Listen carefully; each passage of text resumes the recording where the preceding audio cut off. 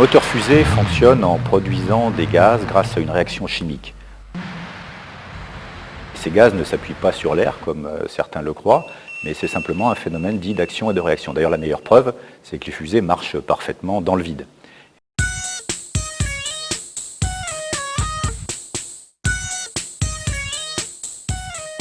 Pour comprendre le phénomène, imaginons quelqu'un sur une barque qui a des pavés à bord de la barque, il jette les pavés vers l'arrière, la barque va avancer vers l'avant.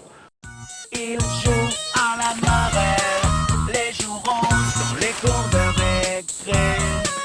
On voit que là, l'air n'a rien à voir, c'est simplement le fait de jeter, de pousser sur des pavés vers l'arrière qui fait que la barque va être éjectée en quelque sorte dans l'autre sens.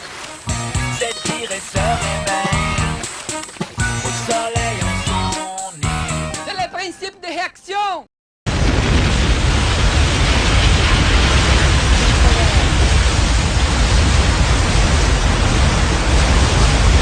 On distingue plusieurs fluides possibles pour faire cette réaction. Des ergols, les ergols c'est le nom qu'on donne aux produits qu'il y a dans la fusée, des ergols liquides à température ambiante, qu'on appelle les ergols stockables, ou alors des ergols dits cryotechniques parce qu'ils sont très froids. C'est le cas de l'oxygène et de l'hydrogène liquide. L'oxygène est liquide à moins 180 degrés, l'hydrogène est liquide à moins 250 degrés. On doit les conserver dans cet état-là dans les réservoirs de la fusée, ce qui pose quelques problèmes. Ils s'évaporent en permanence. Il faut re-remplir la fusée sur le pas de tir tant qu'elle est là, tant qu'elle n'est pas partie. Il faut aussi des isolations thermiques importantes pour isoler les réservoirs de l'ambiance.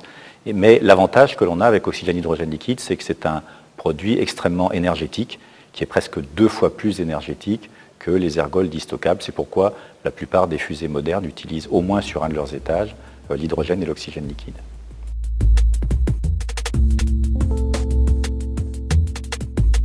Il y a aussi des moteurs dits à poudre, ou ergols solides. C'est le cas des 2 gros propulseurs qui équipent latéralement Ariane 5. Dans ce cas, c'est toujours aussi 2 produits qui réagissent ensemble, mais ils ont déjà été mélangés au départ. Et c'est simplement un point chaud et une pression initialement qui va commencer à déclencher la réaction, qui continue à se poursuivre.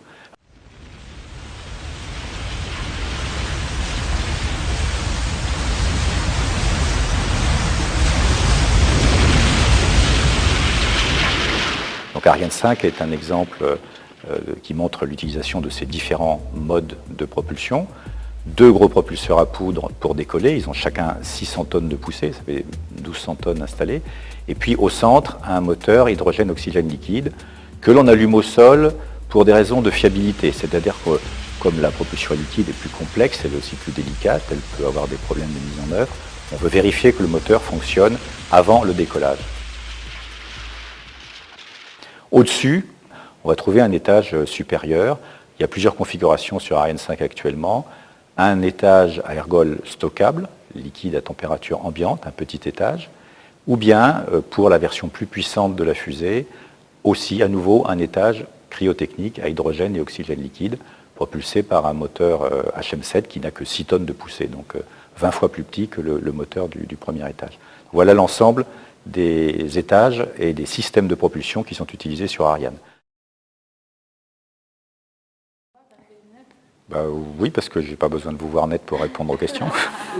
Encore un petit peu, voilà.